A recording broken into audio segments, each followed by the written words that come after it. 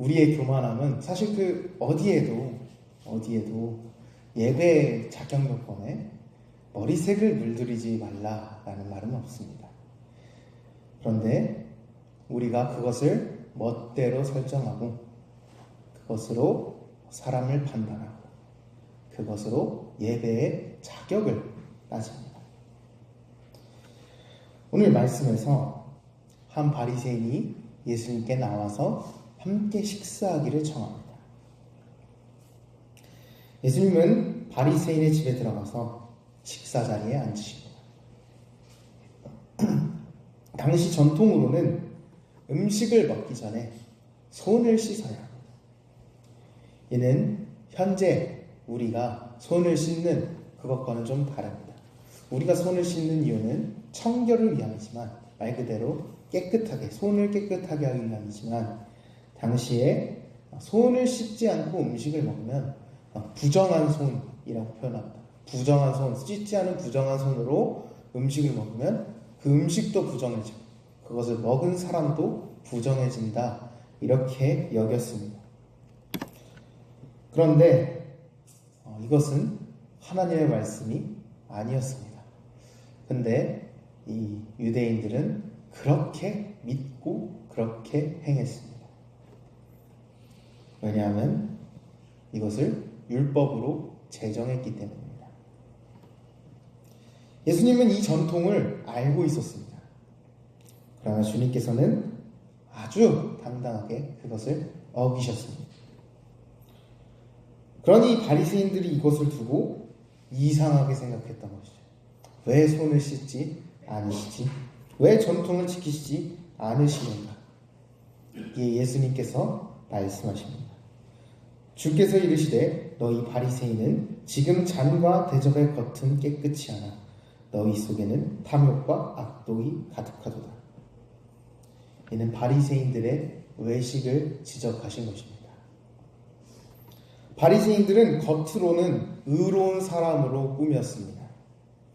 그들은 하나님의 말씀을 지키는 것을 남에게 보여주기를 좋아했습니다.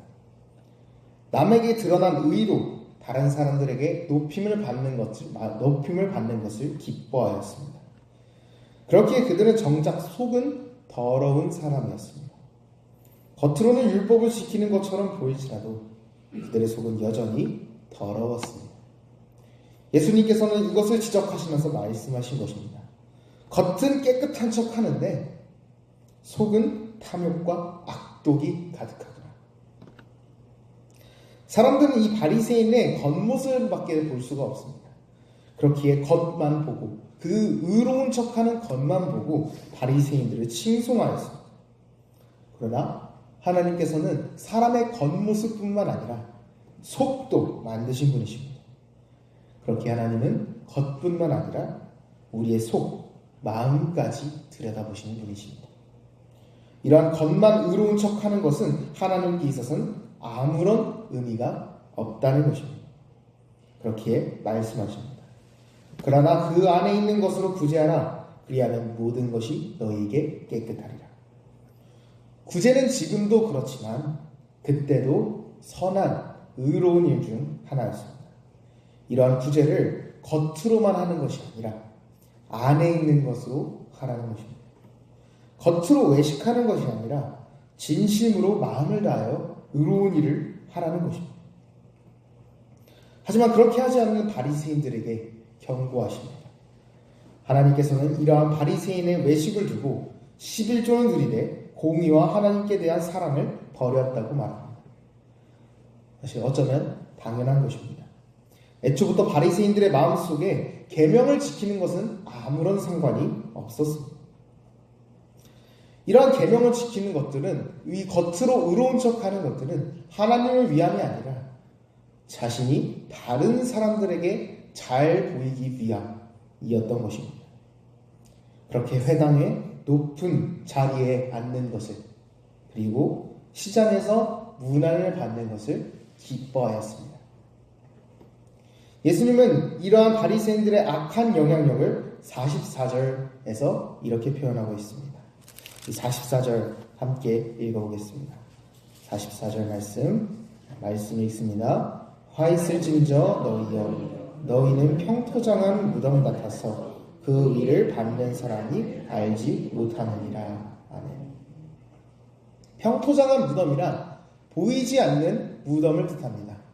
당시 무덤에는 회를 칠해서 무덤을 밟지 않도록 그것을 회를 칠해서 잘 보이게 해놨습니다.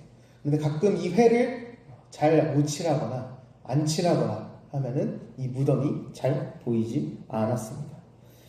이는 겉으로 아름답게 꾸며 그들의 부패를 숨긴 것이 마치 보이지 않는 무덤과 같다는 것입니다.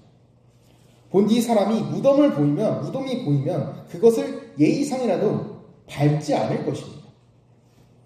마찬가지로 바리새인들의 부패가 겉으로 드러나 있었다면 사람들은 그들을 따르지 않았을 것입니다. 그러나 그들은 자신들의 부패를 의로운 겉모습으로 감췄고 자신들 따르는 자들을 자신들과 똑같은 자들로 만들었습니다. 이 율법교사가 예수님께 반기를 듭니다. 그러나 예수님은 멈추지 아니하시고 율법교사를 향해서도 말씀하십니다. 이르시되 화 있을진저 또 너희 율법교사여, 지기 어려운 짐을 사람에게 지우고 너희는 한 손가락도 이 짐에 대지 않느니라. 당시 율법교사들은 사람들 눈에 율법의 수호자로 보였을 것입니다. 겉으로 그들은 율법을 수호하기 위해 여러 전통들을 만들었습니다. 식사 전 손을 씻는 것도 마찬가지입니다. 벼를 비비는 그 사건 아시나요?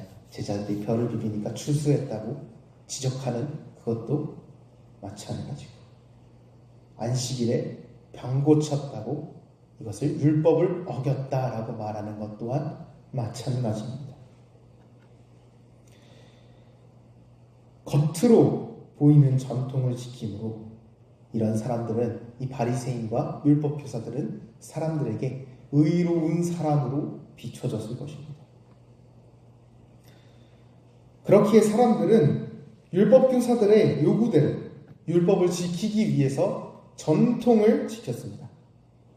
그러나 사실 이 전통들은 하나님의 의도는 모두 무시한 전통들이었던 것입니다. 그렇기에 이 짐에 손가락 하나도 되지 않았다라고 예수님께서 평가하십니다. 사람들은 이러한 율법교사들의 말을 철석같이 믿어버려서 하나님의 말씀을 지켜 행하려는 사람들까지 율법교사는 막아버리게 되는 것입니다. 사람들은 율법교사의 말을 듣고 하나님의 말씀이 아니라 전통을 지켰습니다.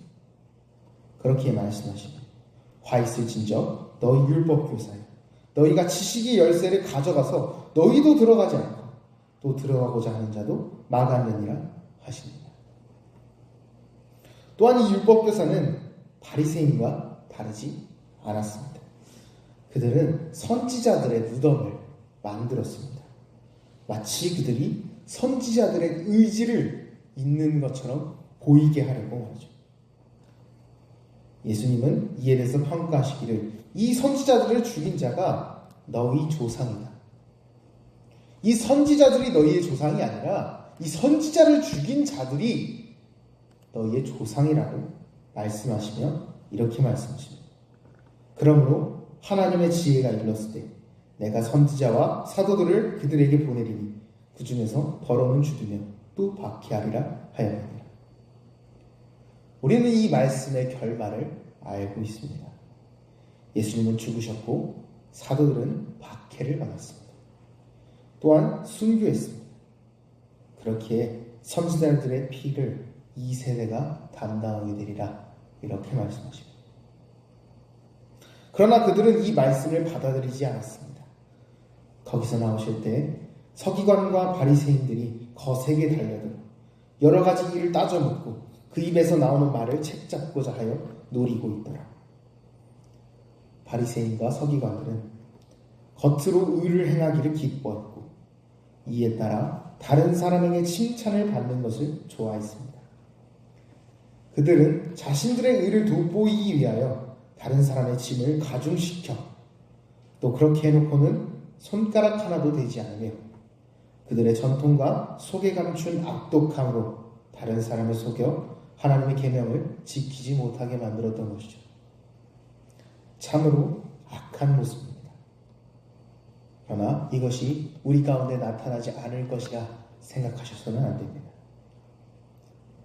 예전에 이런 이야기를 들었습니다. 혹시 여러분 어렸을 때는 이 교회에 들어오실 때 신발을 신으셨나요? 안 신으신 분 계십니까? 맞아요. 옛날에, 정말 옛날에는 교회에서 신발을 안 신고 들어왔다고 합니다. 그런데 교회가 넓잖아요. 넓다 보니까 여기를 말 그대로 맨발로 다닐 수 있을 정도로 깔끔하게 유지해야 되는데, 그것을 담당해야 하는 사람들이 너무나도 어려운 것입니다. 힘들었던 것이죠. 그래서 한 목사님이 결단을 내리셨답니다. 교회 신발 신고 들어오셔도 됩니다. 그래서 이 청소를 담당하시던 분들이 매우 기뻐하셨다. 이제 그렇게까지 깨끗하게 안 해도 되겠구나. 그런데 그것을 반대하는 사람이 있었습니다. 이 짐에 손가락 하나도 되지 않던 분들이 어떻게 교회에 신발을 신고 들어오느냐고 반대했다고 합니다. 참 그렇지 않습니까? 이런 것들이 교회 안에서 일어났다는 것입니다. 우리도 이런 모습이 없나 스스로를 점검해야 합니다. 아니, 교회에 신발 신고 들어온다고 해서 이 예배당에 우리가 예배를 할 수가 없습니까? 그렇지 않습니다. 성경에서 단 한 구절도 그렇게 말하고 있지 않습니다. 그런데 사람은 성경에 없는 말씀을 규칙으로 만들어내서 마치 교회에서 그것을 하면 안 된다는 것으로 생각하는 경우들이 꽤나 많습니다. 이런 모습이 없나 우린 스스로 점검해야 합니다. 하나님의 말씀을 지키지 않으면서 타인에게 짐을 더 지우지는 않았다. 자신의 의를 드러내고 칭찬받는 것을 기뻐하지 않았다. 스스로를 점검하며 겸손한 자, 가난한 사람이 되어 진정으로 주를 따르는 제자가 되시기를 주님의 이름으로 소망합니다. 이 시간 기도하겠습니다.